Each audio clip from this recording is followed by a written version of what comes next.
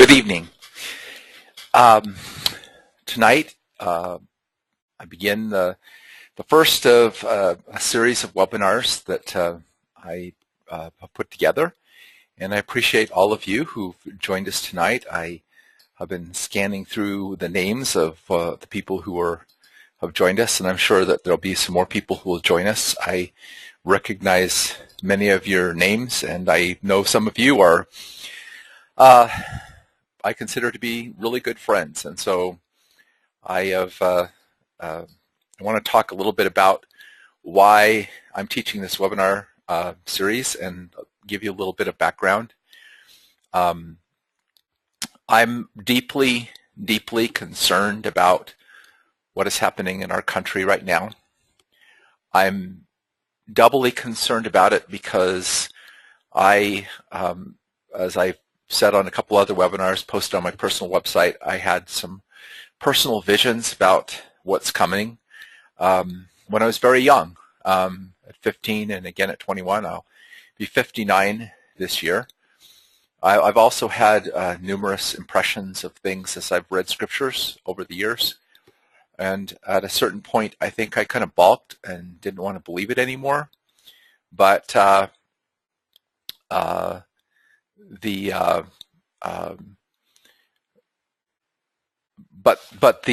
fact is that I see it happening in front of my eyes. I see it unfolding in front of my eyes, and I feel I've been repenting a lot because I feel like having known about some of these things and having balked at wanting to believe them, I haven't been as diligent as I should have been, both in preparing myself and also in terms of sharing what I've been shown. And I feel guilty to a certain degree that I've hid some of my light under a bushel. I don't like to offend people. I prefer to express my spirituality in seeking to serve people rather than in trying to teach spiritual things, because I really don't like arguing over doctrines or anything. I really don't care, and whatever you believe, I respect and honor that. I also found several years ago when I actually was sharing some of the spiritual experiences I've had that often I would get one of two reactions, neither of which I particularly liked. One is the reaction that you get from certain people that you're nuts because, honestly, I can see from a certain point of view that some of the things that I would say about some of the spiritual experiences I have, people would think you're crazy because in our society they don't actually believe that these things can happen to somebody. But the second reaction actually bugged me even more, which was people putting me on a pedestal, and then of course what happens is they find out that I'm very human, just like they are, and then they get mad and angry with me and knock me off, and they hate me. So I don't like either of those reactions. One of the things I really want to stress is that I believe that all of us need to search things out and pray and seek for our own guidance and not 100% trust anybody, not me, not anyone that's a human being, because all human beings, me included, are fallible. Some of my interpretations of things may be not 100% right on, and I'm just trying to open people's minds to possibilities, and I really want people to search out for themselves things. And if something I say, contradicts some of your spiritual beliefs or challenges them, you're perfectly free to accept or reject that, and it won't make any difference in how I feel about you. I'm just asking, I hope that me sharing some of my things won't make you feel differently about me. But what I really hope to accomplish is a twofold thing. First, I want my purpose in tonight's webinar and in the next two webinars that I will do is to lay forth the fact that with the things that we're going to be facing, and what we're going to be facing is not pretty. It's going to be more difficult and more horrifying in some ways than most people can imagine. And yet we have, it doesn't mean that things are hopeless, because God foretold these things thousands of years ago, and He's in charge. And so if we understand that, then the fourth webinar I hope to do is really about learning to access and connect with God's Spirit and follow God's Spirit in your own life, because it is that is the true source of what's going to save us through these times. Any physical preparations we make are not going to be enough if we are not making great spiritual preparations. So that's why I'm choosing to talk about the spiritual aspect of this first and the temporal aspect of it second, because just stockpiling food or going out and buying guns and ammunition or thinking like some preppers do that you're going to hole up in some little thing and when everything falls apart you're going to like survive. It isn't that way at all. It's not going to work that way. That's not the way it's going to work. And I think some people who take that approach are going to be some of the first people to go under. So we have to get in the right place with our Father in heaven and be in the place where to understand why this is happening and what's really happening. So tonight we're going to talk about the America in prophecy and the destiny of what this country was founded on and what its ultimate outcome will be if we understand the principles that it was founded on and carry them forward. And I'll tell you about what the next sessions are going to be about at the end of this thing. Now, I encouraged everyone, this is an extension of a free webinar already on my website. And I want to quickly review, because I spent a lot of the time on my last webinar on this, because I felt that a lot of people are not familiar enough with the Old Testament to really understand why these things are the way they are. And so if we go back in the Old Testament, God made unconditional promises to Abraham. And when I say unconditional, what that means is that God said, I will do this, period. I swear by myself, he said, that I will multiply your descendants exceedingly. I will turn them into these very large numbers of people, that I will bless those that bless your descendants, and I will curse those that curse your descendants. And I will cause that your descendants will bless all nations of the earth, and that your descendants will possess the gates of their enemies. In other words, they will have possession of strategic locations that will enable them to have power over their enemies. And Isaac inherited these promises made to Abraham, that his descendants would also receive these blessings. And then Jacob, whose name was changed to Israel after he wrestled with an angel, or a messenger from God, inherited these promises and was told in addition, and again, remember, these are things God said he was going to do. They are not conditional promises. Many promises of scriptures are conditional. They're conditioned on whether we, are obedient to what God says or not, but these were unconditional, that other nations would bow down to his descendants and serve them, that his descendants would be blessed with great prosperity, that they would be very, very wealthy people, that lines of kings would come from his descendants, in other words, rulers, and that his descendants would become a nation and a company or group of nations. So in other words, his descendants would become nations or countries.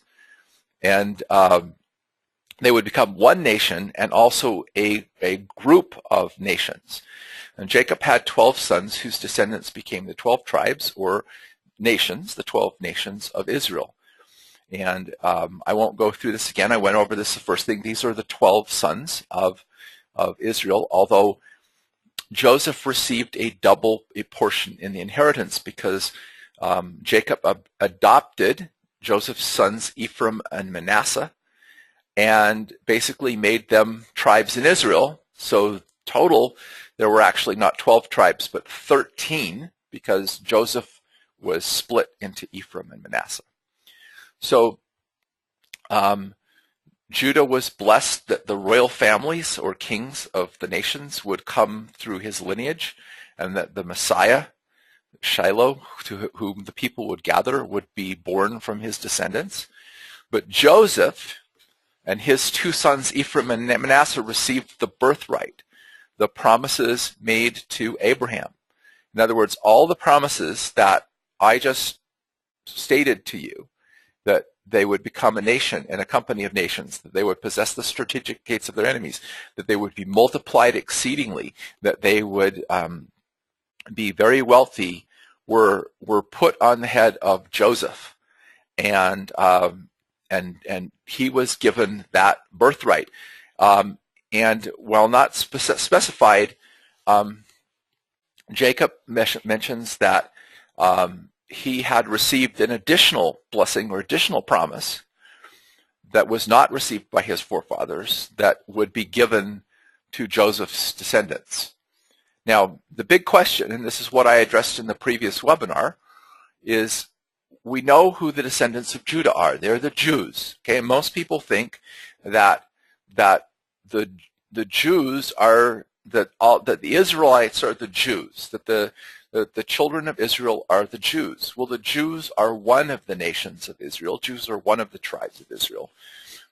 So all Jews are Israelites, but not all Israelites are Jews. In other words, there's 12 other nations or tribes or peoples that have populated into the modern world who are also descendants of Jacob or Israel. And the ones to whom the birthright promises were made, especially Ephraim, because he was prophesied to be preeminent among all the tribes, were given these blessings, and these were promises that were made unconditionally. God says, "I will do this. I will fulfill this. This is not anything that is dependent on how your descendants behave." Now, God did say that he would that when Israel's descendants were righteous, they would be blessed, and when they were unrighteous, they would be cursed. But the fact that they would, they would be multiplied exceedingly and become nations and blah blah blah blah blah, those were promises made to Abraham that were not conditioned on the righteousness of his descendants. Now, when the kingdom of Israel got divided by a civil war, the northern kingdom, which became known as Israel or Ephraim, which we know as the lost 10 tribes, they carried with them the name of Israel, because Jacob, when he blessed Ephraim and Manasseh, he said, "Let my name be named upon the lads." In other words, his name was Israel. And he says, "Let my name be named among these lads." So when there was a civil war and the kingdom of Judah split from the kingdom of Israel, the name of Israel was given to the northern kingdom because Jacob or Israel had promised that his name would be named upon the descendants. So the thing that I am going to talk about, if we are, and I'm going to present some additional evidence that I didn't present in the first webinar, if we're the descendants of the lost tribes, if we're the descendants of these other tribes of Israel, then the prophecies, many of the prophecies of the Old Testament prophecy, are not about what's going on in the land of Palestine with the Jews. There are prophecies in the Old Testament about Judah and Jews and Jerusalem and what would happen to those people. But there are also promises about what would happen to Ephraim or Israel or the seed of Joseph, or also called Samaria. And if if, as I am going to try to explain, we are the descendants of the people, we are the ones who inherited these promises. We are the fulfillment of biblical prophecy, and these prophecies in the Old Testament are about us. So what I'm saying is you can decide for yourself whether this is true or not, but I'm going to present you some things. Since I did the last webinar, and this is what happens to me when I get brave enough to share things that God has told me. I was in researching for that, I found some amazing books by a man named Stephen Collins, who I have greatest respect for as a true Christian. And there are 4 of them, and I've listed them here. And I also found some books by a Jewish scholar that basically both of these give incredible amounts of evidence that the people, that generally speaking, most of the people of the European nations and the United States are actually the descendants of the northern kingdom of Israel. And here are some of the things I learned. I'm just going to go through these really kind of quickly. First of all, Stephen Collins in his books talks about the fact that contemporary to the time of King David and King Solomon, there was this huge empire in the Middle East that's known in the history books as the Phoenician Empire. But Greek records say that the Phoenician Empire encompassed the land of Palestine, where the 12 tribes of Israel lived. So if we believe that the Bible is true, then when it talks about this great empire that Solomon ruled over, and all of these kings of these other nations came and paid homage to him and paid tribute to him, then that would suggest that the empire of the Phoenicians was actually the empire of the kingdom of Israel, that they had risen to this zenith of their political power and influence. And some of the things we know about the Phoenicians was that they controlled the gates of Gibraltar. The gates of Gibraltar are that little outlet of the Mediterranean that allows you into the Atlantic. And they had complete control of that. They would not let the Greeks or the Romans get past the Mediterranean. They controlled the Atlantic Ocean. In other words, they possessed the gates of their enemies. And there's evidence that the Phoenicians knew about the New World, that they had mines in Brazil. In fact, the word Brazil it comes from a Hebrew word for iron, and the Phoenicians had iron mines in Brazil. There's evidence of Phoenicians having come into North America. The Phoenicians had mines in Great Britain. They had colonies in Spain. In fact, it's very likely that Tarshish, which is talked about in the Bible, was actually in Spain. And so these people literally held dominion over the ancient world. There's also evidence that they sent ships to China and India to trade and to get spices and all kinds of things. These were extremely powerful and wealthy ancient nations that had a very high culture. And what happened is, after the Civil War that split these nations apart and basically started them on a period of decline, one of the colonies of the Phoenician Empire was Carthage. And Stephen Collins points out that there's plenty of evidence that the Carthaginians were of Hebrewic descent because of the similarities of their language, their cultures, etc. And it's likely that when the war erupted and there was a lot of civil distress, that many of these Israelites of these northern kingdoms decided to leave, get out of the heat of battle, and they had access. I mean, there were colonies all over the place, so some of them went to Carthage, and some of them may have gone to Britain or Spain, or even gone over and made colonies in the New World. Carthage was the next empire to rise and gain ascendancy over the Mediterranean, and they also controlled the gates of Gibraltar and access to the Atlantic, and sent ships around the world. And there's evidence of ancient Carthaginians having been in the New World and elsewhere. In fact, many of us know the thing about Hannibal, who crossed the Alps and nearly conquered Rome. Okay, but the Carthaginians, like the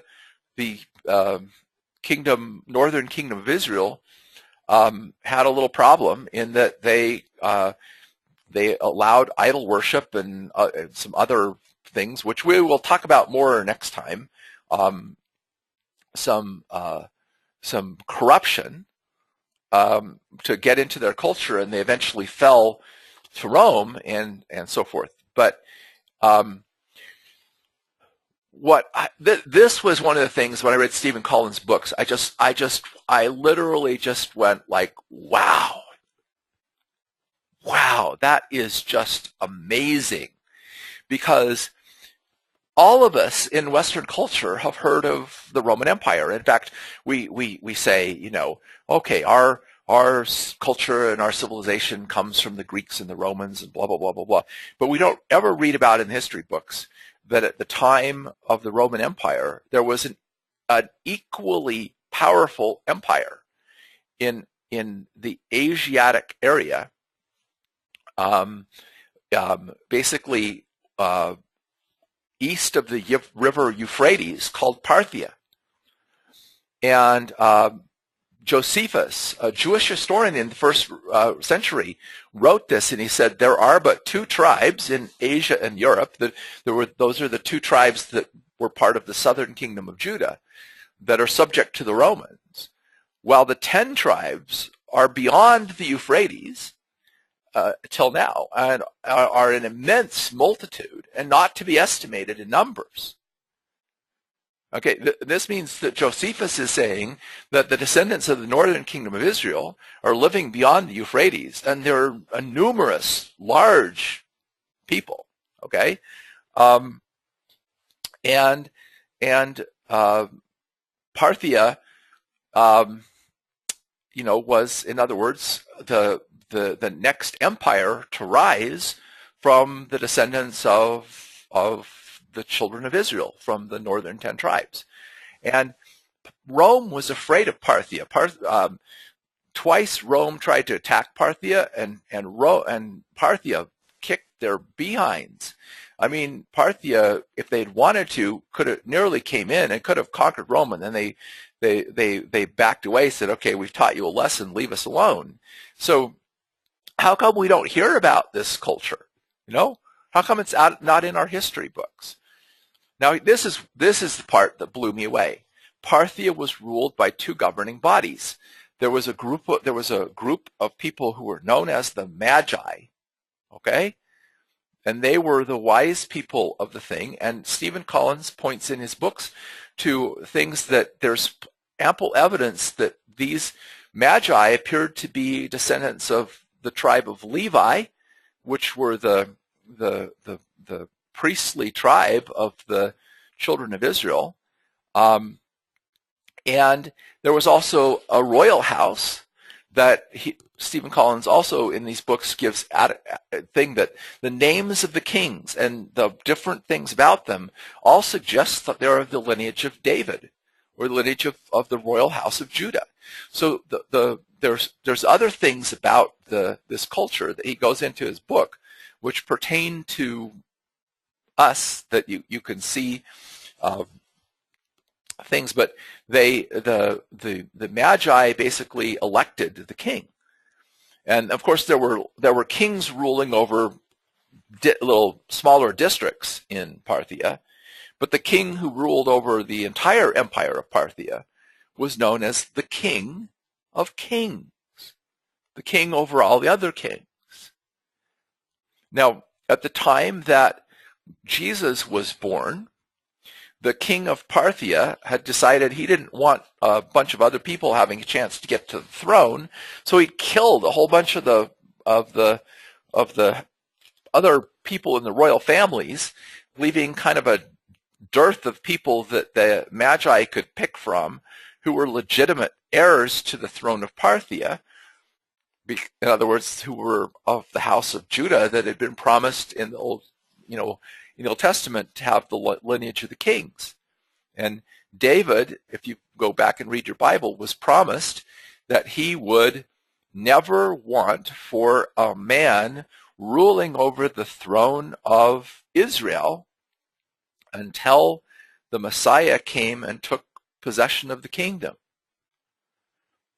And so if that's true, then the lineage in our history books, the lineage of the royal house of Judah ended in 500 BC when the Babylonians came down and conquered Judea and ended that dynasty, except for the fact that that didn't happen because the Babylonian king took some of the descendants of the royal house of David and exalted them and made them kings over the people, and basically that whole royal lineage carried on into the empire of Parthia. But so when it talks about these magi who came to visit the Christ child, these wise men, we have these little, stories like these. We think of these three guys on the camels coming to, visit Jesus and everything. Stephen Collins basically says the Magi traveled in caravans with like 1,000 camels and a couple of thousand soldiers. This is just an ordinary Magi ruler. So if several Magi came to visit, there was probably an army of at least 10 or 20,000 people that came with them. And that's why Herod was terrified when they came and said, "We're looking for the king." Okay, because Herod was Herod was under the Roman rule, and he had the Romans didn't want war with Parthia because Parthia had just kicked their behinds a few decades earlier in a war, and so it was up to him to keep the peace. But they were actually coming to honor someone who was a potential heir, a legitimate heir by royal birthright to the political throne of Parthia. Anyway, that's just, I highly recommend, if that interests you the way it interests me, go online, get Stephen Collins' books, read it. He's making some speculations in there, but the fact of the matter is that it actually puts a lot of things in the Bible in a very different perspective that says that secular history and a lot of biblical history do actually match up. In fact, anyway, now, God promised Abraham that his descendants would be known by the name of Isaac. He said, by Isaac shall thy seed be known. Now, in Hebrew, there are no vowels in the written language. So the name Isaac is basically SK or SC, depending on how you render the K sound. Sk. Okay, so the name of SK, okay, was to be named upon the descendants of Abraham. So the Parthians and the other people living in the area around the Black Sea in the New Testament times were known as the Saka or Sase or the Scythians. Now, the Saka or Sake are both basically derivations from Isaac. Okay, so that was what they were. Now, the name Scythian, this basically is spelled out in Stephen Collins' book, that there is record of when the Assyrian, okay, by the time the Assyrians actually took over the northern kingdom, it actually records they only took a few of the tribes captive and a very small number, because first of all, some of them had been captured earlier, and even in the ones that are mentioned as being captive, there's a lot of tribes missing, suggesting that some of the tribes had already fled to other areas to escape the what they could see as the impending disaster. But he said that the people he took captive were the Cimmerian, C-I-M-M, it's spelled in the history of it, C-I-M-M-E-R-I-A-N. But one of the things that the biblical prophets, is when they were talking about the northern kingdom of Israel, they often referred to it as Samaria, which is their capital, just like they referred to Jerusalem when they were talking about the Jews, Judah and Jerusalem, Ephraim and Samaria. So Samarian is obviously, he went and he conquered the capital of Samaria and took the Samaritans captive. Well, the Samaritans became in history the Scythians. Okay, so that also identifies these people. Now, there's bunches of stuff out there that you can get into, but the Sake left the Orient and Black Sea region after the Parthian Empire sort of went into decline, and they moved northward into Europe, into Germany and Scandinavia, and eventually became known as the Saxons, which is actually short for Isaac's sons. And many of them eventually landed in Britain, where they established themselves in Essex, Sussex, and Wessex, which stands for East Saxon land, South Saxon land, and West Saxon land. But again, Sussex, okay, is the name of Isaac. Now, they had a form of government, the Saxons, which is recorded in ancient English, British history, that included some of the following elements. First of all, they considered themselves a body of free men, and they elected representatives to rule over them. So they had a representative for each group of 10. Actually, it's 10 families, not 10 people. Each group of 50 families, each group of 100 families, and each group of 1,000 families that judged them and led the people. They were the rulers. Their law was considered to be an agreement or a covenant or a contract between the people. And the essence of their law was that you restored compensation to the victim of a crime. Now, when Romans adopted Christianity as their official state religion, we'll talk about this more later, they blended the teachings of Christianity with pagan religious traditions to form a new religion to sell to the masses and basically force the people to accept. I mean, basically it was a religion that was forced on the people.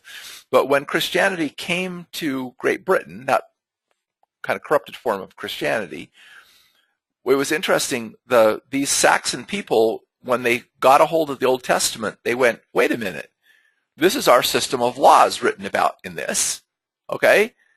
That's really fascinating. And they actually converted to Christianity from that. Now, why would they have a system of law that was written around in the Old Testament? Because what had happened is God said, I'm divorcing you because you haven't obeyed my laws and whatever, and I'm going to let you be scattered among the nations and everything. But they still had some of those traditions. They'd just forgotten their origins. They'd forgotten where they came from. They'd forgotten who their fathers were. But they had the essence of those laws still within their culture in terms of their legal system. Now,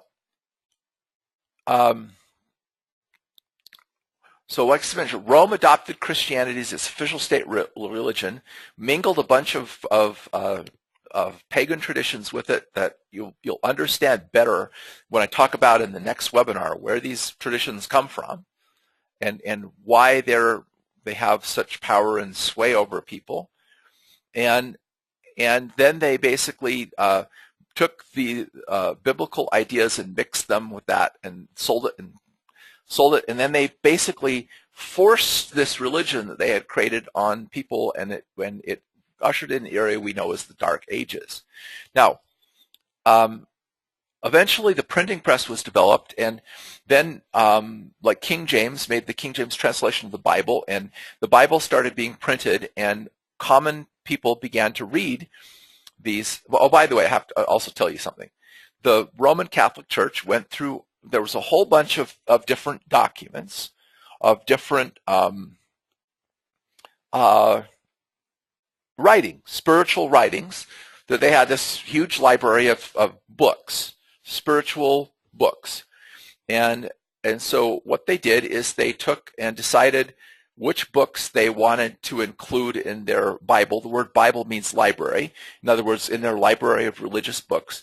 So they basically picked which religious books would fit with what they wanted to sell as their religion. And basically stuck them into a little library, library of sacred writings. They rejected a bunch of sacred writings, some of which, are maybe more pure sacred writings than others, but there are a lot of books out there about things that, whatever. So I'm just saying that. But still, the writings they selected contained these promises made to Abraham and some elements of the law that God had given through Moses to the people and so forth. But when the Bible suddenly became available to the masses and people started to read it, they went, wait a minute, what this church that we're under the, is basically we're forced to accept doesn't match what's written in this book. There's discrepancies between what this book is saying and what is actually being put on us. And so that became the Protestant reformers, and they basically said, we want to live the more pure teachings of this. We don't want to just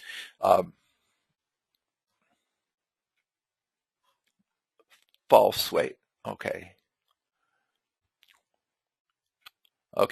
Said my connection was lost, so I paused for a minute. Anyway, so they basically, many of them, started rebelling against the church, and they were persecuted for this, and they were fined for this, and they were imprisoned. Many were tortured, and many were killed for daring to question the authority of the institution of the church, and to think for themselves and to study the Bible and to try to figure out what God wanted them to do for themselves. So many of them, to escape, not just to escape persecution, but to have an opportunity to actually put into practice what they believed were God's laws that they were reading in the Bible, many of them came to America. And again, we have seen that since most of these European nations, while granted they have, probably intermixed to a certain degree with some of the other peoples that were already living there, they definitely had Israelite blood. In other words, they were the literal descendants of Abraham, Isaac, and Jacob, and had been given that God had said, I will take these people, I will take your descendants, and I will use them to bless all nations of the earth. So, if what I've just said is true, and like I said, I've given you all the references in terms of, to go, the books and things to read, some books and things to read, to see if the people who settled into Europe and the people who came to America were literally the descendants of the lost tribes of Israel, inheritors of the promised blessings to Abraham and Isaac and Jacob. Therefore, it makes sense that there would be biblical prophecies about these people, the Ephraim and Israel and other tribes, that these prophecies were not pertaining, again, to Judah. There are prophecies containing Judah, but there are other prophecies containing this. And this is the main thing I want to try to get across to you tonight. If you suddenly see this, as I've seen this, you'll read all of this in a completely different light. Now, some of the rest of the stuff I'm going to present to you, I owe to two sources. Now, both of these were written by, these books were written by Mormons. So if you go read these books and you're not Mormon, please, don't, don't look at that as that there's not valid stuff in here, because there's a lot here that these two people, Cleon Skousen, who was one of the first people that I learned constitutional law from many years ago, and this Timothy Ballard, they've done really great research into what really happened in the founding of this nation and what was really going on that is not in our history books. We are being lied to. In fact, Stephen Collins basically makes a point in his books. He says, why is the knowledge of things like the Parthian Empire and the Phoenicians and the Carthaginians and all these things, the history of the Israeli people, why is it not in our secular history books? Because Rome took over, and basically the system that came in, we've been deliberately having our heritage and who we are and what we're about being hidden from us and suppressed so that we will not wake up and realize what we're here for and what our promises are and what the blessings are. So again, if you want to research some of the stuff I'm going to share with you tonight, now, I want to first of all address, why did God do this? Why did God take some little nomad who had great faith and great trust in God and was a really good man, and he said, I'm going to take your descendants and I'm going to do all this with them, and I'm going to make all this happen? Why did he do this? And so hear ye this, O house of Jacob, which are called by the name of Israel. And I am again saying, if we're the descendants of these people, this is talking directly to us, who are come forth out of the waters of Judah. In other words, I mean, we really got the Bible through the Jews, okay? Which swear by the name of the Lord and make mention of the God of Israel, but not in truth and not in righteousness. They call themselves the holy city, whatever. He says, listen to this. So I'm going to tell you this. I have declared the former things from the beginning. And I went forth out of my mouth, and I showed them, and I did them suddenly, and they came to pass. Why did I do this? Because I know you're proud, and you're stubborn, and you're arrogant, and you think that you know better than I do. Okay? Okay, I have even from the beginning declared unto thee, and before it came to pass, I showed it to you. In other words, before I did this, I told you I was going to do this. 3,000 years ago, I told you I was going to do this. And why did I do this? Lest you'd say in the last days when all this happens, oh, my idol did this, or it just happened, or that's, all the excuses people give not to believe. Thou hast heard and seen all this, and wilt thou not declare it? That's what's basically just driving me to hold this webinar tonight. I can't not declare it. Now, having seen it, I have to try to wake people up and show people what God has shown me. Okay? I have shown thee new things from the beginning of time. They're created now. Yea, thou heardest not, thou knewest not. In other words, you didn't know this. You didn't hear this. Nobody told you this, but I did it. I wrote I would do it, and I did it. And I did this, so why? So I could prove to you that I am God. For my name's sake will I defer mine anger, and for my praise will I refrain thee, and I will not cut thee off. Behold, I have refined thee, but not with silver. I have chosen thee in the furnace of affliction. Now we're about to go through the furnace of affliction. I'm going to tell you that. I see it coming. I have it. It's difficult, but for my name's sake, even my own sake, will I do it. And how should my name be polluted? And I will not give my glory to another. Hearken unto me, O Jacob and Israel, my called. I'm calling you. I've called you to do a work for me. I am he. I am first. I am also the last. Mine hand also hath laid the foundation of the earth. I built all this. I made the earth. I made the heavens. I do this. They obey my command. Assemble yourselves and say, who else told you these things? Is there any other spiritual tradition? Is there any other religion? Is there any other God who has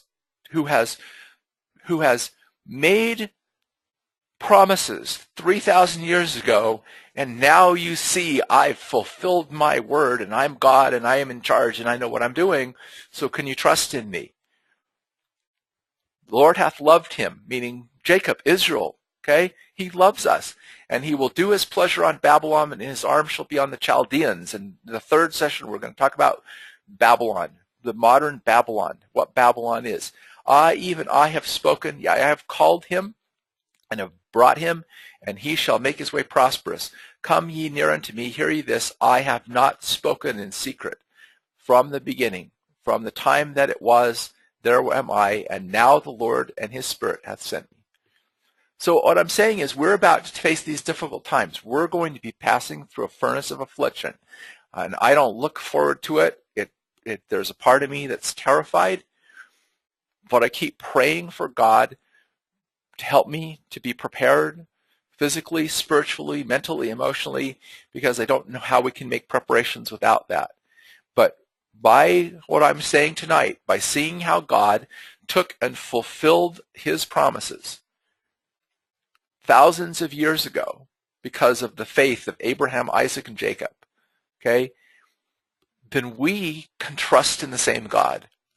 We can have faith in him, we can believe in him, and he could see us through. So I want to come back to what I kind of got into but didn't really have a chance to finish the first webinar I did, because I spent so much time trying to talk about the covenants of Abraham and the history of Israel and that sort of thing for people who may not have been as familiar with biblical Old Testament stuff as I was. I was in Washington, D.C. for a convention for Nature Sunshine in the late 80s. And a former Mrs. America who'd recovered from leukemia was speaking. And after she talked about her personal healing journey, she spoke a little bit about the founding fathers of our nation. And then she sang America the Beautiful. And as she was singing the last verse of that song, "O beautiful for patriots' dream that sees beyond the years, thine alabastered cities gleam undimmed by human tears. America, America, God shed his grace on thee, and crown thy good with brotherhood from sea to shining sea." And as she was singing that, I saw a vision of the millennium, of the time when Jesus will reign and peace will be brought to the earth. And the Spirit just came over me like a fire. Oh, beautiful for patriots' dream. And I went, why, God, am I feeling this about, we're not talking about my church or my religion. This is about our country. And God said to me, because America is Israel of the last days. And I go, what? Really? Now I've got to back up here a second. When I was 20 on a mission for my church, and someone unfolded to me an understanding of the principles of the gospel of Jesus Christ, and I wanted with all my heart to be baptized with fire and with the Holy Ghost and to truly come to know God. For 3 weeks, I prayed, I fasted, I turned to God, and I sought to repent of anything I'd ever done wrong. And I had an experience after about 3 weeks that really kind of humiliated me, and I felt like I was nothing. Like I was just so weak and so foolish and so stupid. And I got down on my knees and I said to God, I want to know you.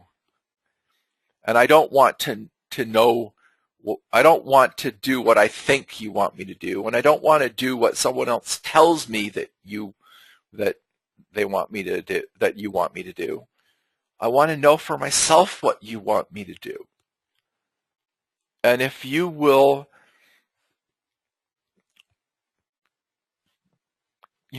help me know, that it's your word that I'm hearing, and I'm doing what you want me to do, I will give up anything and everything to know you.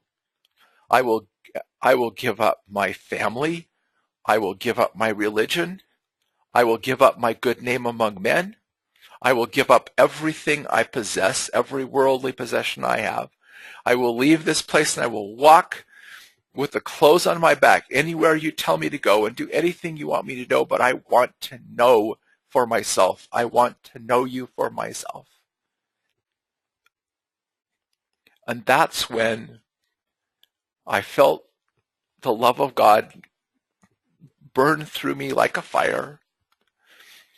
And I heard a voice speak from the center of my soul, and it said, "Thy sins are forgiven thee. Walk humbly, diligently, and prayerfully before me, and thou shalt be blessed." And then that voice continued to talk to me for about 15 minutes, telling me things that were pertinent to then, and I don't even remember what they are about now.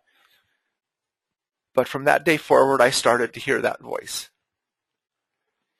And I have obeyed it sometimes and disobeyed it other times.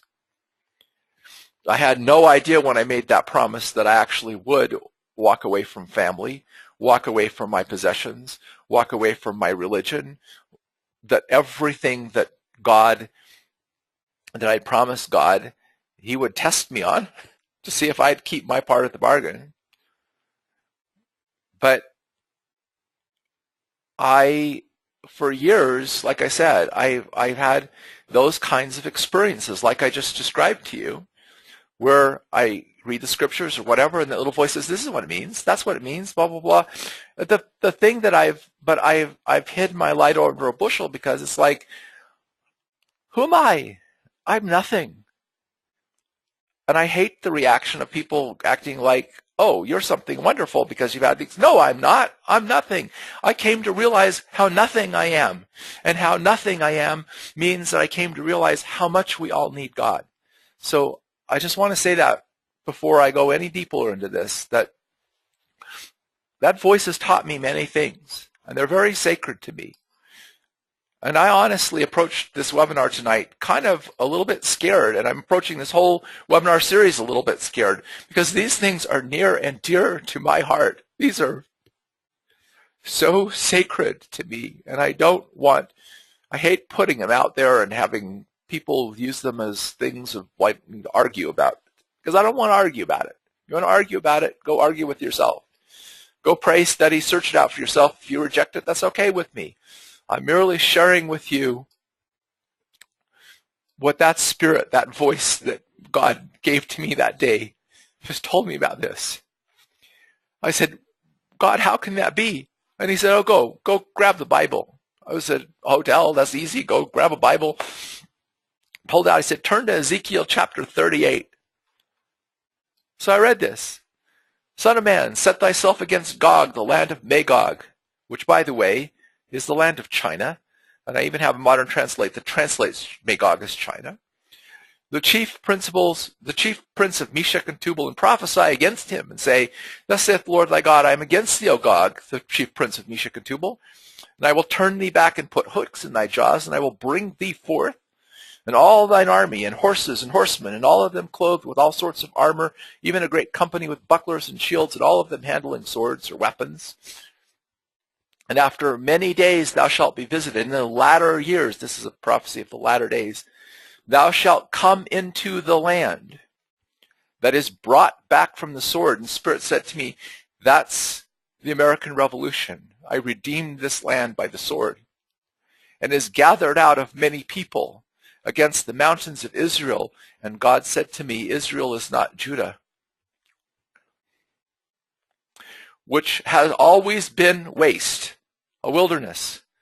The land that these people are gathered out to, the mountains of Israel, had been a wilderness prior to their inhabitants.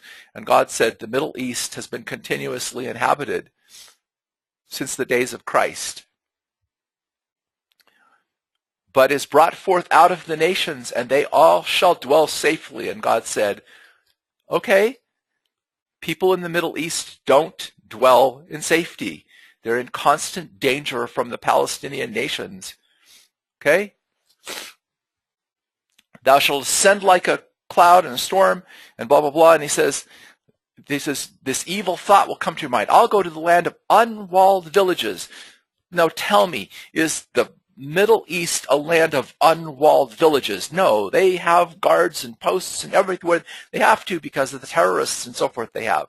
I will go to them that are rest and dwell safely, dwelling without walls and having neither bars nor gates, to take a spoil, because they're obviously going, these people are wealthy and we want to plunder their wealth. And turn thine hand upon the desolate places. There it is again. These places were wilderness when the people took them over and are now inhabited. And the people that have gathered out of the nations and have gotten cattle and goods, and they dwell in the midst of the land. Okay? Sheba and Din and the merchants of Tarshish with all of the young lions thereof shall say, are you coming? Why are you going to this land? Are you coming to take a spoil? You're coming. They're coming because they want this nation's wealth. They're coming because this nation that God is talking about has become a great wealthy nation, and they want to take its wealth away. And here's a summary of it. It's a land brought back from the sword, gathered out of people, suggesting a melting pot of people coming from many ethnicities and nations, that they've inherited a land that was previously a wilderness, that they live in safety. They're not fortified. They don't have checkpoints or barriers of traveling from here to there. It's a mountain or land that was promised to Israel, to the northern kingdom of Israel, not to the southern kingdom of Judah. They are people who are very wealthy in cattle and goods and have a lot of money, and it's inhabited by the descendants of Joseph.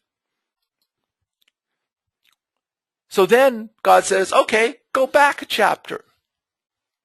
And I go, okay. So I go back a chapter, and I read this. And say unto them, thus saith the Lord God, behold, I will take the children of Israel. Jacob said, when he blessed Ephraim and Manasseh, he said, let my name be named upon the lads, and the name of their fathers, Abraham and Isaac. So when the Old Testament prophets prophesied, when Ezekiel prophesied, when Jeremiah prophesied, when Isaiah prophesied, they all knew that that's after the Civil War. Joseph had become associated with the northern kingdom of Israel. The southern kingdom was Judah. They knew the difference. They didn't mix those two things up when they were prophesying.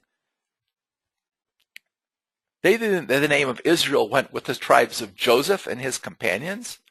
I will take the children of Israel from where they're scattered among the heathen, and I will make them one nation in the land upon the mountains of Israel, and one king shall be king over them all, and they shall be no more two nations. Now he's actually talking about the fact that he would unite Judah and Israel in this nation, that both Jewish people and people of all the other tribes would basically join together in this country under one king.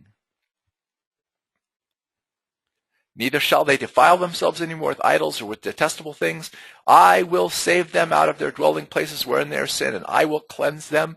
So they shall be my people, and I will be their God. And David, my servant, shall be king over them. That is a messianic reference saying that Jesus Christ would be the king of these people. They'll have one shepherd, and they'll walk in my judgments and observe my statutes and do them. And they shall dwell in the land that I gave unto Jacob, my servant, wherein your fathers have dwelt. And I'm going to explain what that means, because that's really, I puzzled over that one. And they shall dwell there in safety, they and their children and children's children forever, and my servant David shall be their prince forever. That's suggesting that this servant David is not an earthly king, because he's going to rule over them forever. So he has to be a divine king. Moreover, I will make a covenant of peace with them, an everlasting covenant of peace. And I will place them and multiply them and set my sanctuary in the midst of them, and I will be their God, and they will be my people. Now, so prior to this war, God would have gathered the children of Israel to one nation, which would include both people of Judah and Israel. He would have cleansed them of their sins and their idol worship and taught them his laws and statutes, made a covenant of peace with them, dwell in a land that was specifically given not to Abraham and Isaac, but to Jacob.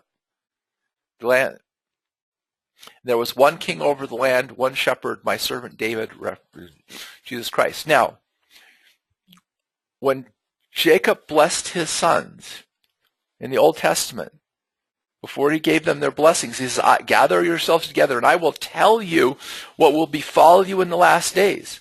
So what he was saying is, in the last days, this is where all of you as nations will be in the last days. So when he blessed Joseph, this is a prophecy of what Joseph would be in the last days. The descendants of Joseph, this is a description of them in the last days. Joseph is a fruitful bough. Well, a fruitful bough means they got lots of descendants, right? There's a lot of them, okay? Even a fruitful bough by a well whose branches run over the wall. Now, that run over the wall suggests crossing some big kind of barrier, okay? The archers have sorely grieved him and shot at him and hated him. In other words, he's had enemies that hated him, but his bow abode in strength, and the arms of his hands were made strong by the hands of the mighty God of Jacob. Who is the God of Jacob? Okay? From thence is the shepherd, the stone of Israel. The shepherd or stone of Israel is again a messianic reference to Jesus Christ. That from our Father in heaven, Jacob's God, would come the shepherd, the stone of Israel, Jesus Christ, even the God of thy father, who shall help thee, and by the Almighty, who shall bless thee with the blessings of heaven above, the blessings of the deep that lieth under, blessings of the breasts and of the womb. Now this is where this just becomes amazing. The blessings of thy father is Jacob or Israel. In other words, it's Joseph's father that's speaking this blessing. So he says, the blessings I've received have prevailed above the blessings of my progenitors. Abraham was promised the land of Palestine for his inheritance. But Jacob says, my blessing has prevailed above that. I've been promised more than that. And this blessing that I've been promised in addition to the land of Palestine shall be, and that blessing extends to the utmost bound of the everlasting hills. Now see that reference again to these mountains? The mountains of Israel? And this blessing shall be on the head of Joseph, on the crown of the head of him who was separate from his brethren, who was separated from his brethren.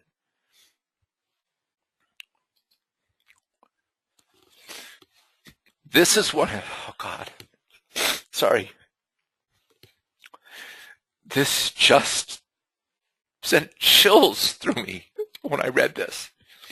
In the book, The American Covenant, I actually was watching something that I saw this interview with the author, and he said that George Washington had laid his hand, when he laid his hand on the Bible and took an oath of office, he had laid his hand on a particular Bible verse when he took the oath of office. And I bought the book to find out what that was. And when I found out what it was, I just, my whole spirit went just inside of me like nuts. George Washington laid his hand over that verse that I just read to you. He laid his hand over the promised blessings of Joseph when he took the oath of office to become the first president of the American states. Did he know? Do you think God had told him that we were the descendants of Joseph, that we were the nation that ran over the wall and separated from the rest of our brethren in Europe? That we were the people who God had promised that he would work through in the last days to bless all nations of the earth? Did he grasp something we don't understand? He added to the words of the oath that was specified in the Constitution, so help me God, and bowed down and kissed the Bible. America was founded on people who believed in what the Bible teaches.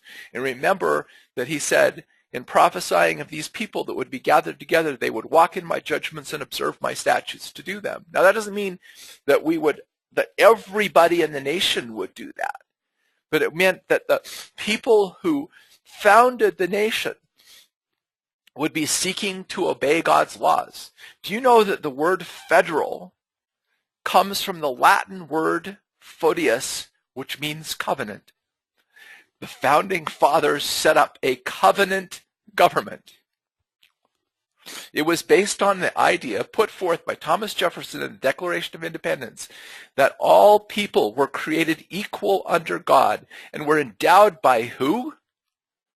By God, with inalienable rights. That God was the king. And that's why we pledge allegiance to one nation under God. Okay? God said he would cleanse the people of their sins through the atonement of Jesus Christ. We know that's how it happens. So he could be their people, and I could be their God. Now, this is what this guy, this Timothy guy in this book, The American Covenant, research that blew him away, and it blows me away. Do you know that the Revolutionary War was not fought over all the reasons we've been taught it was fought in history books? We've been lied to. We've been deceived.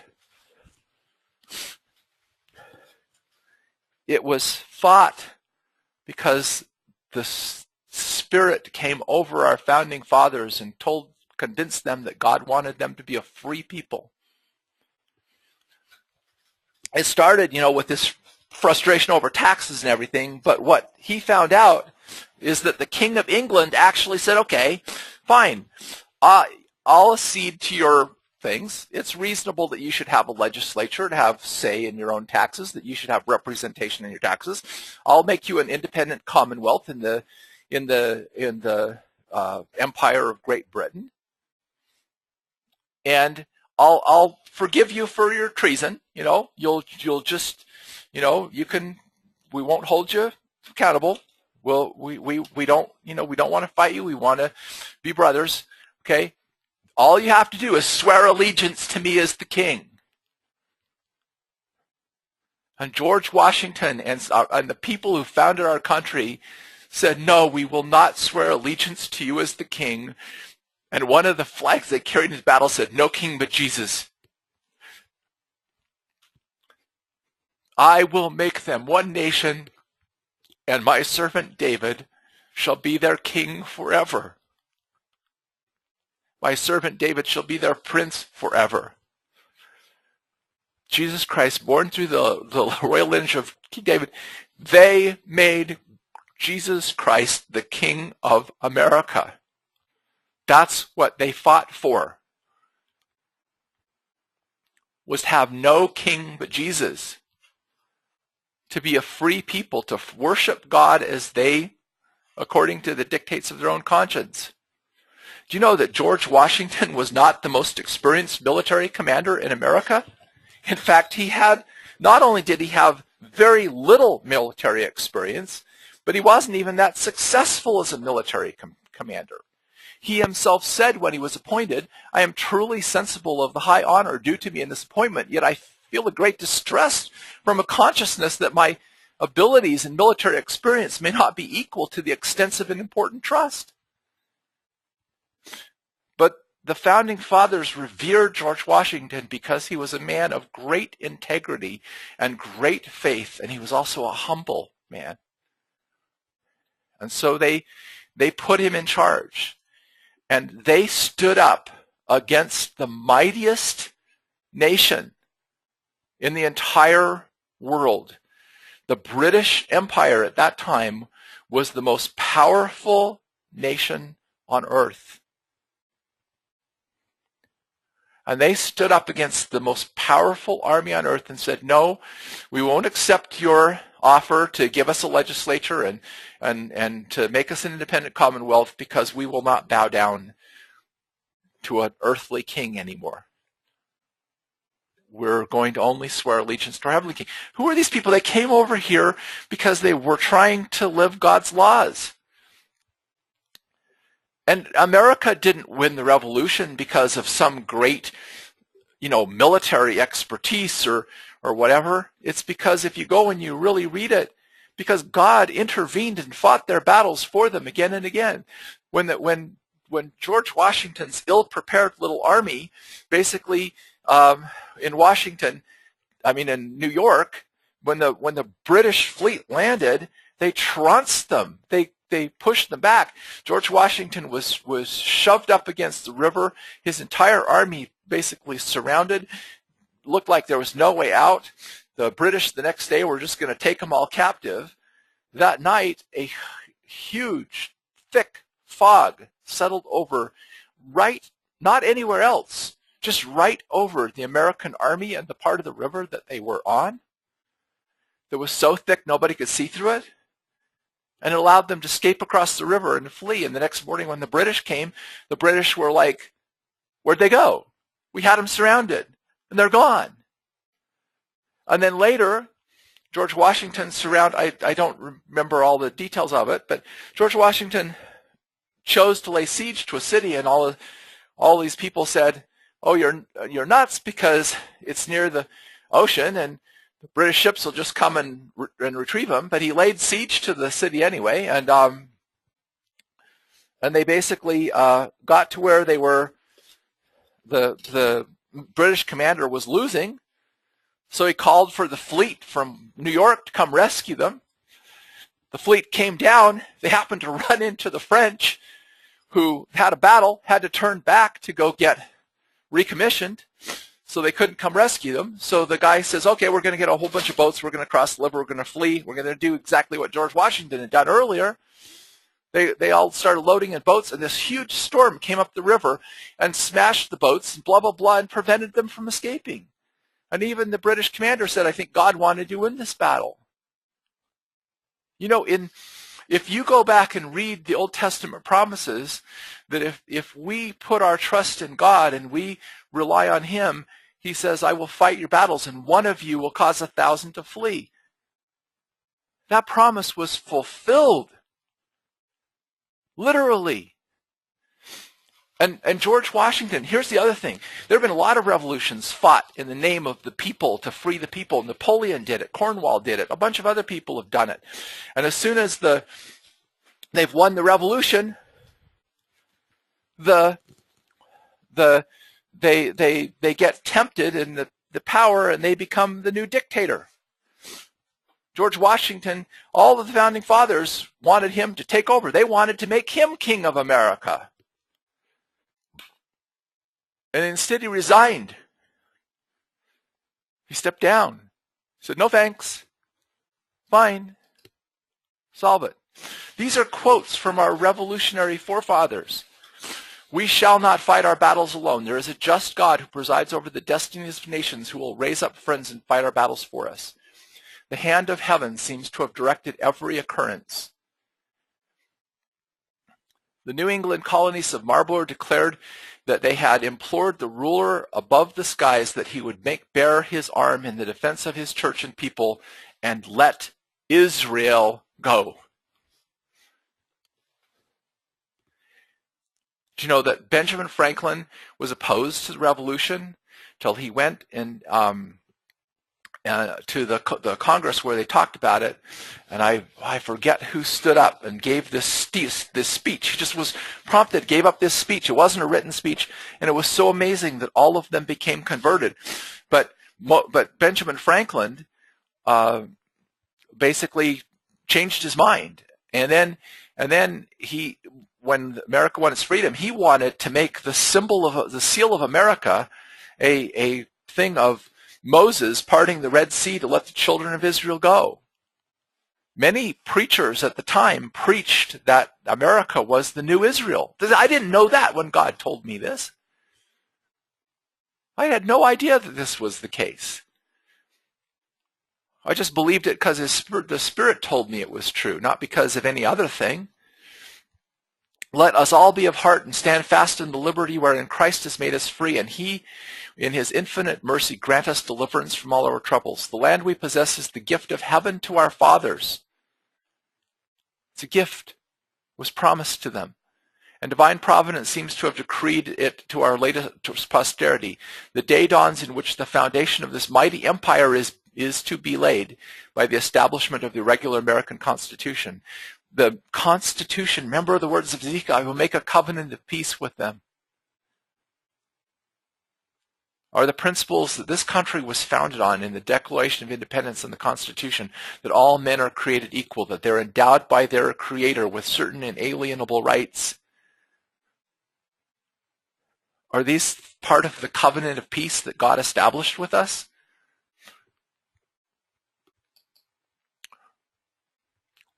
Now, here's something else. Sorry, I should have put some tissues here. So I'm going to sniffle a little bit. Okay.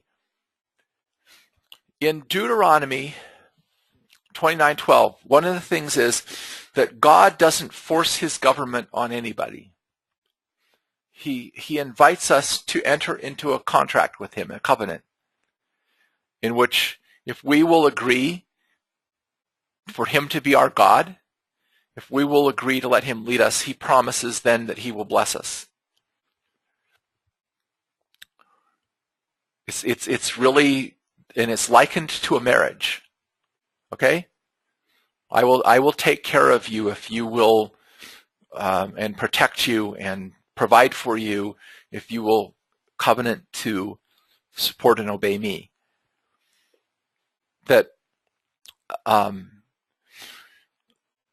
So anyway, he says that thou shouldst enter into covenant with the Lord thy God, and into his oath which the Lord thy God maketh this day, that he may establish thee today for a people unto himself, and that he may be unto thee a God, and that as he hath unto thee, as he swore unto thy fathers Abraham and Isaac.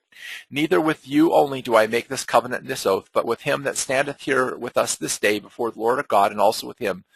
So in other words, Moses laid out the laws, and then he asked the people if they would covenant or agree to obey them. Then he told them, okay, when they all said yes, we'll agree to obey them.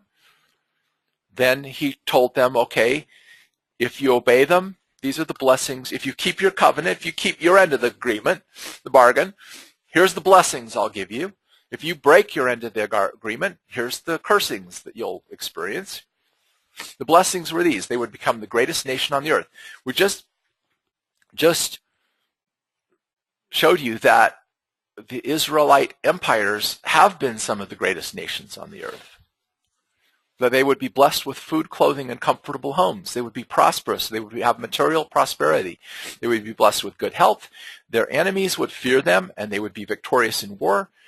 The weather would be good. They'd have abundant rains and flourishing crops. They would be wealthy. They wouldn't have to borrow from other nations, but instead would be loaning money to other nations. But then if they disobeyed their covenant, if they broke their agreement with God, they would have diseases, plagues, famines, pestilence. They would become weak and vulnerable to their enemies. Their enemies would come on their land. Their wives would get raped. Their daughters would get enslaved. Their numbers would be diminished. Then they would end up wandering, scattered, homeless, and poor, and be cursed and despised and abused under other governments, under other nations. And see, I read that one Old Testament, and then I read this thing in Deuteronomy 30, and this was way before I knew all this, and it kind of blew me away. Because I had always had this thing, okay, well, the Mosaic Law, that's the Old Covenant. The Old Testament, by the way, also is another word for covenant. So that was the Old Covenant. And we have a New Covenant, in the New Testament. But then I read this, and I went, what? And it shall come to pass when all these things have come upon thee. In other words, after you've been blessed, and then after you've been cursed, because it's both going to happen to you. You're going to get blessed, and then you're going to get cursed. Okay? And thou shalt call them to mind among all the nations whither the Lord thy God hath driven thee. In other words, After you're all scattered, after you're out there among the nations, living the lives of the Gentiles, of the nations that don't know God, and you read these words, you read what I've just said again, and return to the Lord and obey his voice as I've commanded you to do this day, thou and thy children, then the Lord thy God will turn thy captivity. I will make you free. I will set you free and have compassion upon thee, and will return and gather thee from all the nations whither I have scattered thee. And the Lord thy God will bring thee into the land which thy fathers possessed, and which thou shalt possess it, and it will do thee good. Now, here's where I was reading this while I was preparing this thing, and I'm going, oh my goodness. I said, okay. It says, should bring thee to the land thy fathers possessed. And because when I look at that, I always go, okay, well, wait a minute. Okay, it's not talking about the land of Palestine. And then Spirit said to me, yeah, this is again, just how I learn. Spirit said to me, yeah, but Abraham, Isaac, and Jacob never actually possessed the promised land. They were wanderers in the promised land. There were sojourners among a bunch of other nations that were inhabiting the land. And this is delivered by Moses as the children of Israel are about to take possession of this land. So the children of Israel haven't possessed this land at this point, the land of Palestine. So when he's talking about the land your fathers possessed, it can't be the land of Palestine. And it made me think of something I was taught, in my own religion, that the Garden of Eden and the patriarchs, Adam, Enoch, and so forth, had actually lived in the land that we live in the New World. That the fathers that Moses is talking about are the ancient patriarchs, that they had lived in this land that we now occupy. That's the land that Jacob was promised, that he gave to Joseph. Now, this is what was really interesting again. This is a quote from Cleon Skousen's book, The Majesty of God's Law. Thomas Jefferson had already learned that it was not sufficient to learn from the 30th chapter of Deuteronomy that modern man was expected to restore the perfect law given to Moses. The founding fathers had read that. It became very clear in my studies. The founding fathers knew that. They wanted the blessings God had promised to the nations that would obey his laws. But the Monument Proponent was to find out how it originally worked and how it was put into operation. Consider, for example, the statutes given to Moses. They had never been codified into a simple, readily available text for reference, and after 3,200 years, they still remain scattered throughout the books of the Pentateuch, which Moses had written. And that was not the only problem. Even if these statutes had been codified, there were no treatises nor instructions on the manner in which the jurisprudence of the Israelites operated. There was also no background on the way the political system worked. When a serious student of the Bible pursued an in-depth understanding of the Lord's statutes and divine system of government, he was likely to come away with some extremely puzzling problems. And I can tell you that that's absolutely true, because after I read those verses, I went back and started trying to understand the Old Testament law and how it fit in with the teachings of Jesus, and I ran into a whole bunch of very, very puzzling dilemmas that just have racked my brain, and I just was like, how does that work? I don't understand, and prayed and studied and looked for answers and everything. And I actually found most of them in this book called The Majesty of God's Law by Cleon Skousen, because I started to understand how this is all supposed to work. And that's a totally different lecture. We're not even going to get into that in what I've got currently planned, but maybe someday I'll put that. But just so you know, this is what Thomas Jefferson found, is he found the record of the Anglo-Saxons. And he recognized that the Anglo-Saxons had been organized after the pattern given to Moses, where he said, take you wise men and understanding and known among your tribes, and I will make them rulers over you. Now, what they realized was, you pick out wise men, that's actually you selecting wise people, and I will make them rulers over you. And you answered me and said, the thing which thou hast spoken is good to us. And so I took the chief of your tribes, wise men, known that you knew, in other words, were wise men, and made them heads over you, captains of over thousands, captains over hundreds, captains over 50, and captains over 10, and the officers among your tribes. So all the laws, as well as the election of leaders, was done by the common consent of the people, by a covenant agreement, and they were organized into groups of 10, 50, 100, and 1,000. Well, the Anglo-Saxons had that organization. 10 families was the head of 10 families was called a tithing man. The head of 50 families was known as a vill man, and the group of 50 families was known as a village.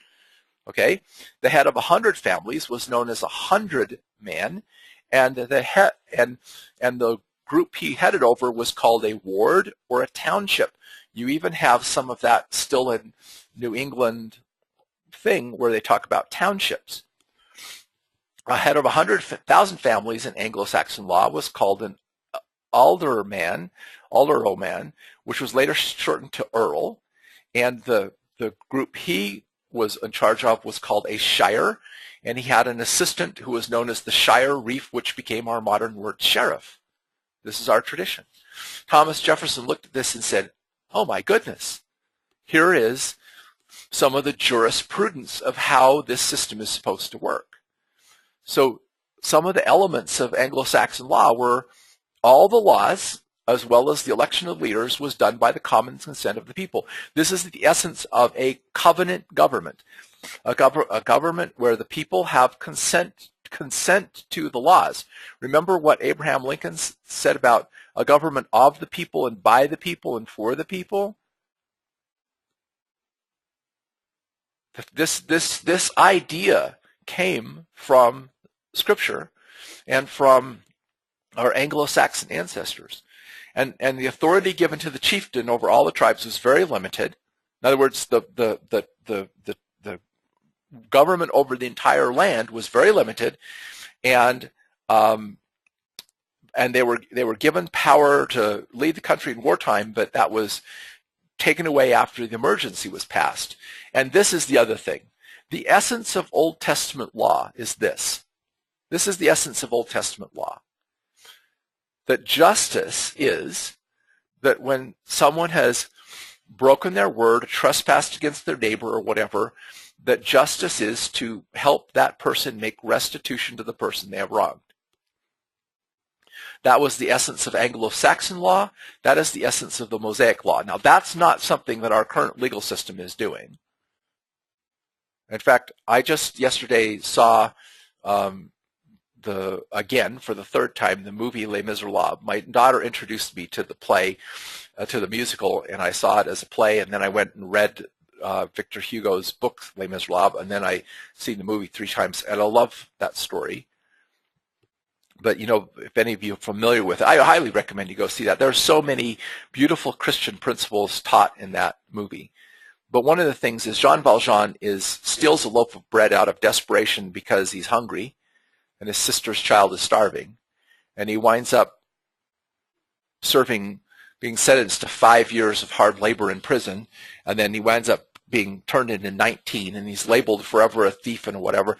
That would never happen if we were for people who were living God's laws, because the penalty for Jean Valjean for stealing a loaf of bread would be to go somehow make up the value of the broken window pane in the loaf of bread and some additional compensation. It's usually 2 to 7 times what the damages were, and fix the problem, and then it's done and it's forgiven. You don't go labeling people as criminals. You don't go judging people. It's not about God's law. This is where people have it all wrong. Jesus was able to say, okay, loving God and loving your neighbor as yourself, on this hang all the law and the prophets. In other words, the entire purpose of the Mosaic Code is to teach us to love our neighbor as ourselves and love God with all our heart, might, mind, and strength. Therefore, how can a law that's trying to teach you to love your neighbor become a club with which to beat your neighbor up? that's where I suddenly got it. I suddenly understood, is when you understand that justice is about making reparation to the victim. The movie is called Les Miserables, Les Miserables. And I would love to do a webinar and just talk about the meaning of that story. It is amazing. But I've got to go on with what I've got to talk about otherwise tonight. So Jefferson was so impressed by the possibility of using the Anglo-Saxon to make a gargantuan leap towards living the laws that God had made to ancient Israel that he advocated immediate reforms. He actually wrote to the Virginia legislature wanting them to set up the entire state of Virginia according to the way the Anglo-Saxons had done it, to be judged by judges over 10 and 50 and whatever, all basically based on biblical principles of making restitution to the victim. Jefferson himself really studied the Bible and to try to understand God's laws and believing in principles of religious freedom. A lot of the other all the founding fathers went to biblical colleges. All of them were extremely familiar with the Bible. They quoted the Bible more than any other book. Anglo-Saxon law, and then some degree, some of the things they learned from Native Americans were all blended to create the American constitutional government. But I want you to look at this again, okay? When you have been scattered among the nations, when you've forgotten who you are, when you know, whatever, and you again read what I wrote you this day, and you seek again to live the way I have, what I've laid forward to you, I will turn your captivity and gather you out from the nations and bring you into the land which your fathers possessed. Okay, and I already talked about this, that I believe that that land was the United States of America. This is what the pastor John Robbins told the pilgrims leaving for America. Now, as God of old in old time called out of Babylonian civil the place of their bodily bondage and were to come to Jerusalem where they were to build God Lord's temple, so are the people of God now to go out of Babylon spiritual to Jerusalem. They were going to the United States of America to build themselves as lively stones into a spiritual house or a temple for the Lord to dwell therein, for we are the sons and daughters of Abraham by faith.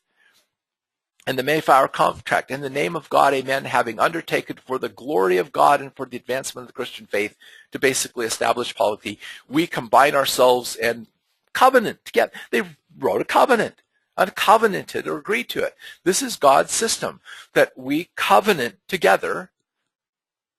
It's not that somebody forces us from the top down to do this. God's government is not a government of force. God's government is not a government of coercion. God's government is a government of common consent. And the purpose of the law or the government system is that when someone trespasses against their neighbor, where there's a contention or a dispute, to try to settle it and help people come back to a state of loving each other. That's it. That's the essence of the whole thing. Daniel Webster said that our fathers were brought here by their high veneration of the Christian religion. They sought to incorporate its principles with the elements of their society and to diffuse its influence through their institutions, civil, political, and literary. Let us cherish these sentiments and extend this influence still more widely in the full conviction that this is the happiest society which partakes in the highest degree of the mild and peaceful spirit of Christianity. And even Benjamin Franklin, who in his earlier days was not that religious and whatever, and was a scientist and inventor, but after he became converted to the American cause and then saw what happened, he, in his later life, said, I have lived, sir, a long time and have seen, and the longer I live, the more convincing proofs I have seen of this truth, that God governs in the affairs of men. That doing good to men is the only service of God in our power, and to imitate him in his beneficence, in other words, to be like God in our loving each other as God loves us, is the way we glorify him. And I believe in one God, the creator of the universe, that he governs us by his providence, that he ought to be worshipped. And the most acceptable service we render to him is doing good to his other children. Now, I don't remember which of the founding fathers it was, but I believe it was Benjamin Franklin. that basically espoused the essential doctrine of America that most of the, as far as I know, most of the founding fathers all agreed ought to be taught in every school in this country.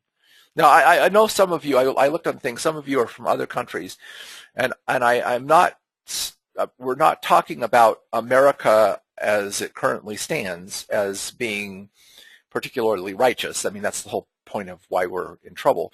But what I'm trying to point out is this idea of our covenanting with God to obey him, as I did in my personal life almost 40 years ago. And I have sometimes, stumbled and done stupid things that I regret or whatever, but the fact that I continually keep coming back and saying, okay, God, I'm stupid, I'm an idiot, tell me what to do, help me repent, blah, blah, blah. God loves us, he guides us, he helps us, he blesses us. As long as we show this willingness to want to find him, okay? But they said that everyone should be taught that there is a God, that there is a life after death, that there will be a day of judgment, and that in the day of judgment, God would hold us accountable for how we treated our fellow man. And they said that should be taught in every school in America. I don't think that's being taught in our schools.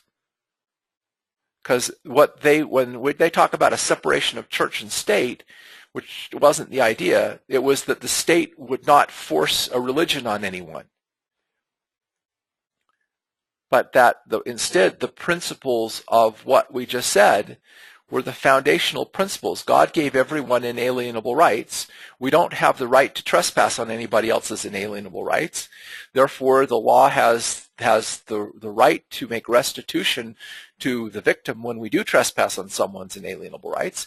This is the essence of God's political kingdom on earth. This is the essence of God's government and God's laws. And then I've got in here, and I'm getting short on time, that some other quotes. George Washington, in his inaugural address, said, "Blessed that his benediction may consecrate to the liberties and happiness of the people of the United States. The smiles of heaven can never be expected on a nation that disregards the eternal orders of right. That any nation that turns from these principles, we can't expect heaven to smile on us. Having imparted these sentiments, I take my present leave, but not without resorting once more to the benign parent of the." Notice this faith. This benign parent, this loving parent of the human race, in humble supplication that since he has been pleased to favor the American people for the security of our union and the advancement of our happiness, so his divine blessings may be equally conspicuous in larger views, the temperate consolation and the wise measures on which the success of this government might depend. The Founding Fathers said that the government we were given could not rule an unrighteous people.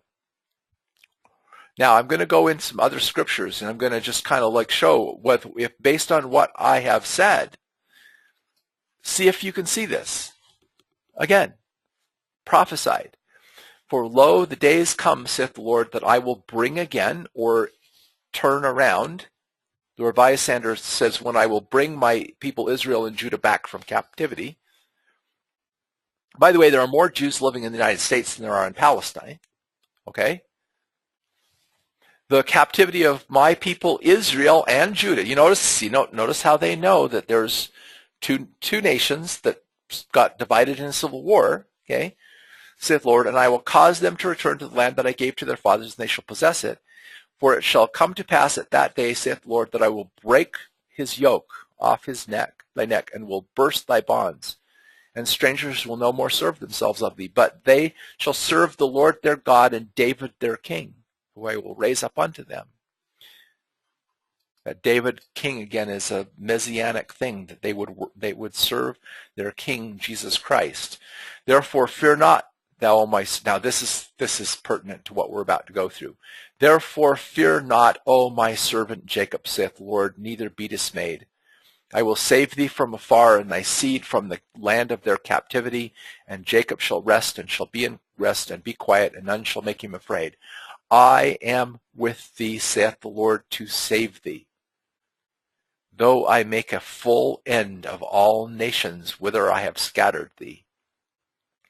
And God is going to throw down every government on this earth.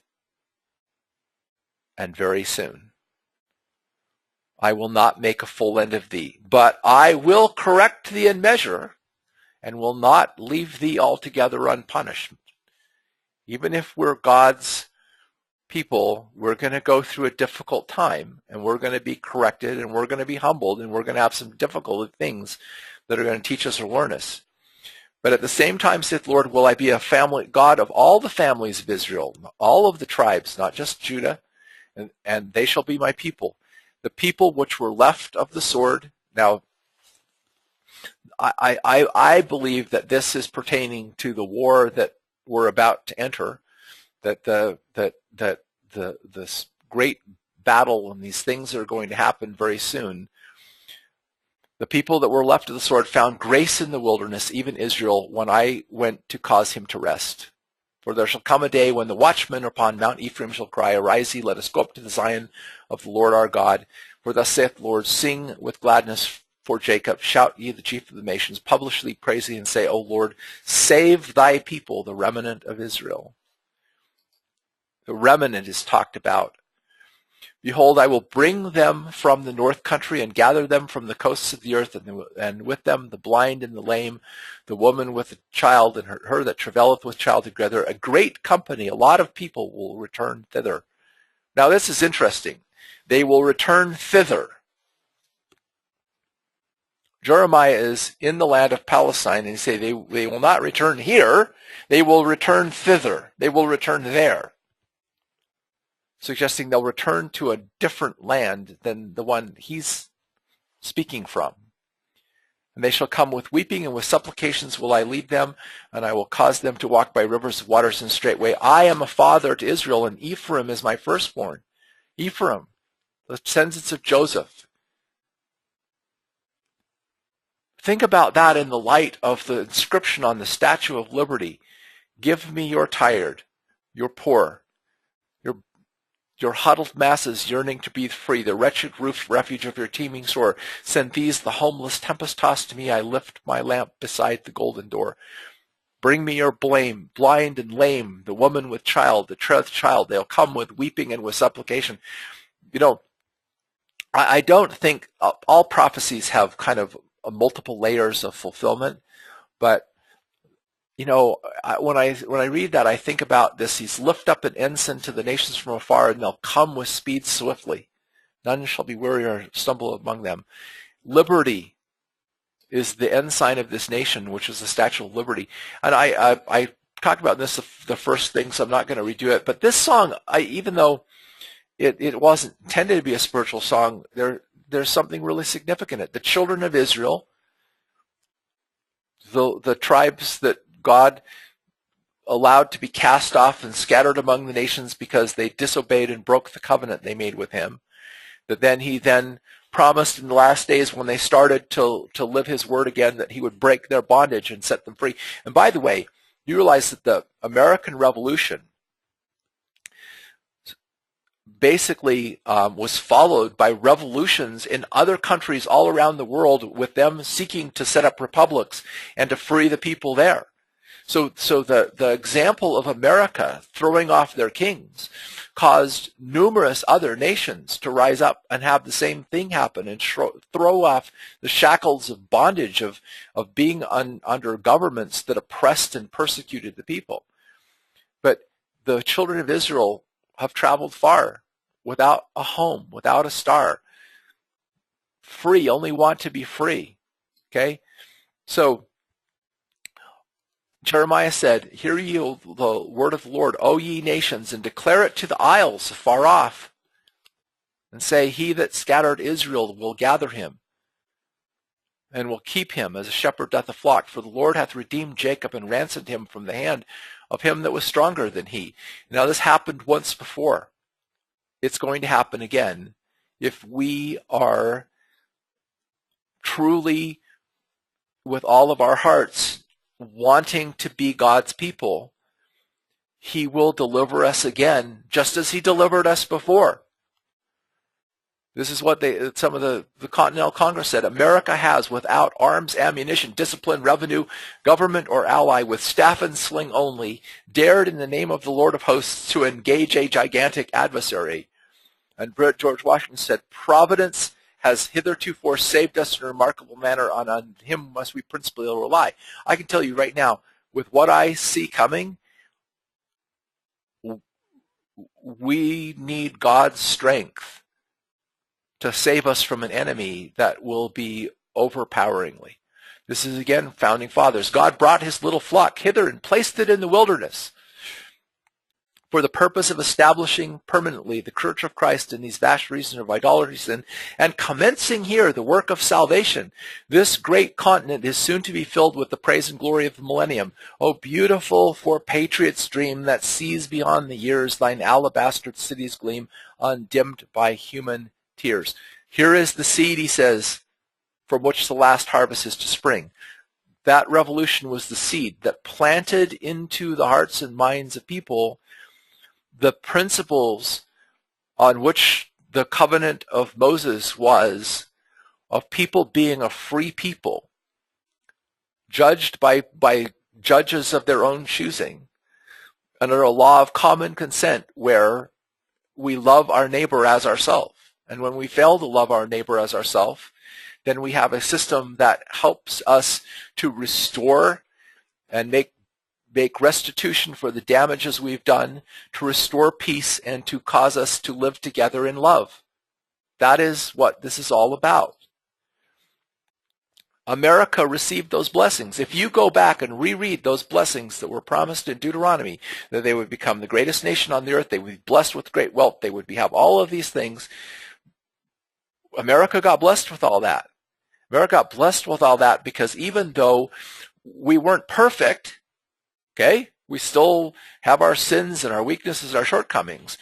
Our government system was essentially set up to honor God and God's laws and his principles of freedom. But we have, as a nation, been turning from our God steadily. And as we have turned, from our God, we get the cursings. The same with the founding fathers knew this. That we as a nation would be blessed when we honored God. We would be cursed when we disobeyed God. Our nation as a whole is no longer recognizing the King of this country, which is Jesus Christ. If that doesn't conform with your beliefs, I'm not meaning to offend, but if you're living here, the liberty that you have to worship God as you see fit and practice whatever religion you want to practice was given you by men who believed in Jesus Christ, and that's what Jesus Christ wanted, was for people to be free and to love their neighbor as themselves. So we are losing those blessings as a nation, and that is going to bring some trials and tribulations upon us that will be a refiner's fire and a furnace affliction to purify the righteous of descendants of Israel, the righteous descendants of Abraham, Isaac, and Jacob, who will finally be allowed to do what God has been planning all along, to truly bring God's system of government to the earth, to bring peace to all mankind. What we are going to be is a great day and a dreadful day. A great day for us if we rely on God, a dreadful day if we reject him. We need to be prepared. If we want to be prepared, I have been down on my knees looking at the things that I've done where I've ignored that voice that God gave to me to teach me, repenting and saying, okay, God, I submit. I'll do what you command me to do. I won't balk at it anymore. because I know that what we're about to endure, physical preparation, is not enough. We have to turn to God as our founding fathers did and seek his blessings and make a covenant with him. And if we do that with faith and with seeking to obey what he is trying to teach us, which is to love our neighbor as ourselves, which I'm really stressing this because if you enter into survival preparations with the idea in mind that you are going to defend yourself against everybody and shoot anybody who comes to try to take your food or your supplies, you will perish. If you're going to make preparations for what's coming, then you better change around and realize that you better prepare for what's coming, not so you can save your own behind, but so that you can be of service to those who will be hurting and sick and in pain and scared and etc., because then is when God will truly bless you. It's not every man for himself. We are our brother's keeper. God has been trying all along through the ages to teach us to love one another as he loves us.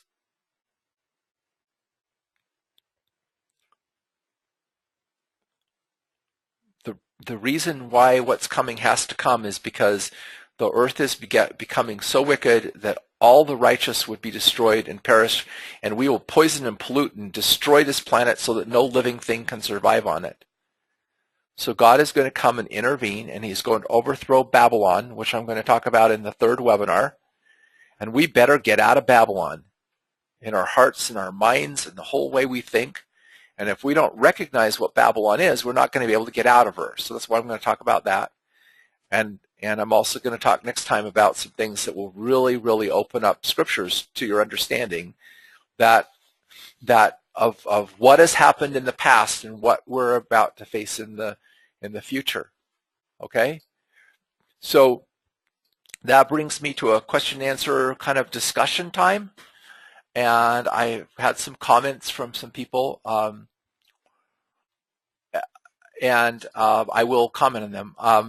Someone asked me if I had read George Washington's Visions of Valley Forge, and I have read George Washington's Visions of Valley Forge. And even though some people, because they were recorded by a person who claimed to have been told them by George Washington quite a few years after the Revolutionary War, some people have doubted it. But when I read them, I felt the Spirit tell me that they were true. George Washington saw three woes descend on this country. The first one was he saw the Great Britain try to take them back, which happened in the War of 1812. And then he saw the Civil War. He saw the northern and southern states divide. And then he saw out of that came a victory and a new inspiration for liberty, which I think if you really study history, the history of this, and Timothy Ballard talks about this, Abraham Lincoln called upon the North to repent of their sins and to turn to God, and basically that we needed to extend the blessings of freedom to all mankind. There was a spiritual awakening at that time. And Harriet Beecher Stowe had in the middle of the night, woke up with a hymn that just came to her, and she wrote it down. And so she wouldn't forget it. It was basically given to her of inspiration. It's called the Battle Hymn of the Republic. Mine eyes have seen the glory of the coming of the Lord. He is trampling out the vintage where the grapes of wrath are stored. He hath loosed the faithful lightning of his terrible swift sword, so on.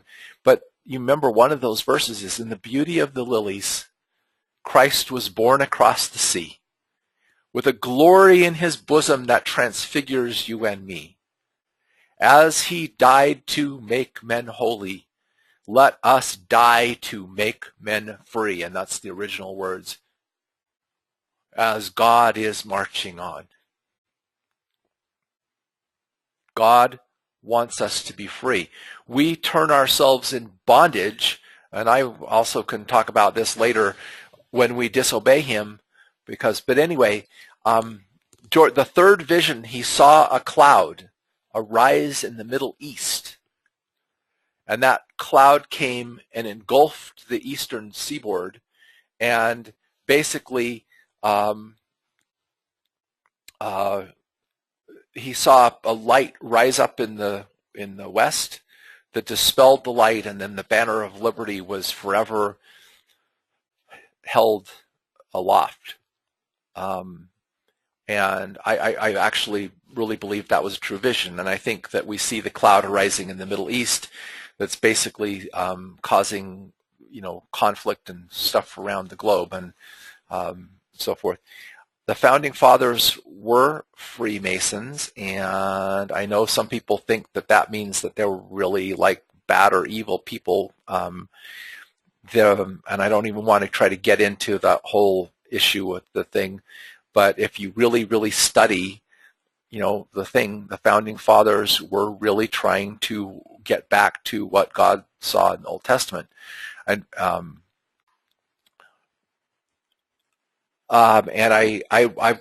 really encourage you. I've given you references and things I've read, but it isn't. I don't learn just because I read things. I learn because I read things, and that little voice inside says, "Yep, that's right. That's right. That's right. Oh, look at this over here. Look that over there." Blah blah blah.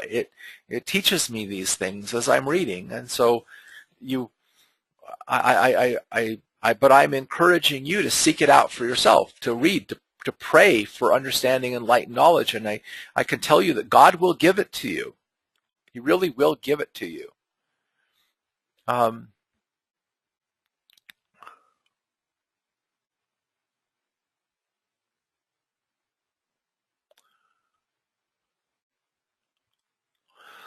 Someone says that, how does the blessed hope fit in? Could it not be that the believers in Yeshua will be spared? I believe from my studies that the church believers will be spared. Don't you feel that you're inside of a story unraveling? Yeah, I feel like I'm inside of a story unraveling. After I do these 2 more webinars trying to help unfold the meaning of the prophecies, again, according to what Spirit has been teaching me all these years, I'm sharing this with you because I'm not trying to get you to change your beliefs or your religion or anything. I just wanted to share that. I feel like if I don't share it, God will hold me accountable for people who might have been awakened if I hadn't, who could have been awakened if I hadn't done it. So I'm doing this because I feel impressed I'm supposed to do it. But I always put that caveat that you should study these things out and pray for yourself. But when I get it to following the Spirit, I'm going to talk about some really important point. Jesus said, "These signs shall follow them that believe," and then there's a list of spiritual gifts. It's not enough to give belief to our lip service. I believe that Jesus Christ was the Savior of the world prior to the time that I got down on my knees and I wrestled and I covenanted with every fiber of my being that I would obey him if he would make known his will to me. There's a difference between having a testimony of Jesus Christ and being valiant in that testimony of Jesus Christ and truly being converted. And Stephen Collins, if you go read some of the articles on his website, he talks about this.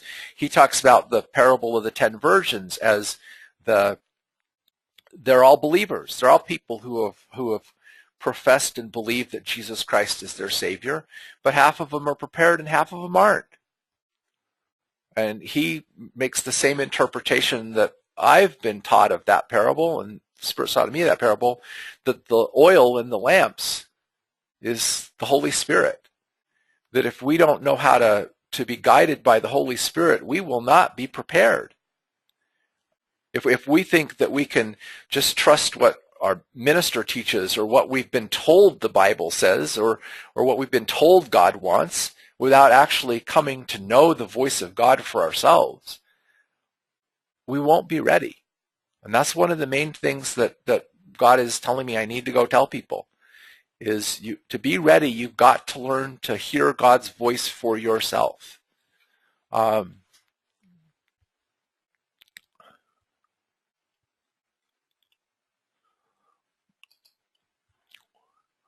Someone else said that they had online classes and so forth, and they said that one of the things that was in the book was how George Washington didn't deserve the post and how he lost some battles and how things happened to let him and his troops be able to escape.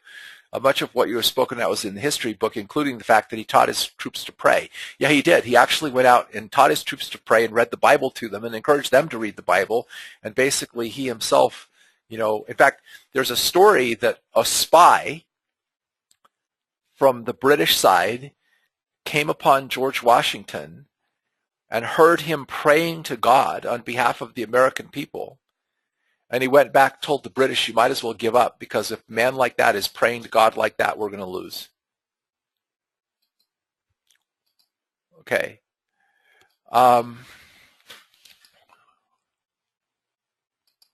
Thank you for the blessings and prayers and for the people who've said things.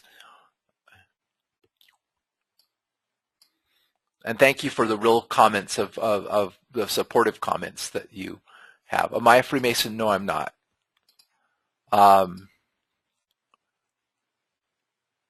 Okay, and if any of you have other suggestions of stuff I can read, that's fine. I think I've answered the questions. I want to, I apparently grabbed I thought I'd made a copy of this with the things. I would just want to quickly go over what I'm going to do in the coming webinars. And in the next one, I'm going to talk about why the scriptures talk about a new heaven and a new earth. And what I'm going to explain is why the ancient people worshipped the planets, the host of heaven, where those beliefs came from, what the Hebrew prophets were up against in terms of what's referred in the Bible as idol worship, and which until you understand this doesn't make any sense. And I'm going to talk about stuff that once you understand it, you will never read the Bible the same way again, but you'll also read the book of Revelations in a whole new way as well. I'm going to talk about the work of Immanuel Velikovsky and Worlds in Collision and that whole thing, which I think is amazing. And then the one after that, I'm going to talk about Mystery Babylon. I'm going to talk about who our real enemy is. The Mystery Babylon works to keep all the different Christian denominations and all the people of faith of any kind, not just Christians, but people who are spiritual or religious or seeking to follow God, fighting amongst themselves so that so we will ignore who the real enemy is and who is really, in other words, it's they're masters at setting up decoys, straw issues that get us focused on those straw issues and avoid the real issues. And I'm going to explain how they have basically been enslaving the human race, how they've been undermining this country, and what their goals are. And I think you'll find that very, very interesting. And then I'm going to talk about my take on learning to follow the Spirit, and then I'm going to talk about the physical preparations. So the webinar has been recorded. I will post it, and I hope that you'll, if you were inspired by this, I hope that you'll share it, because I want to get this message out to as many people as I possibly can. And thank you again for giving me some of your time this evening. I appreciate it. Good night.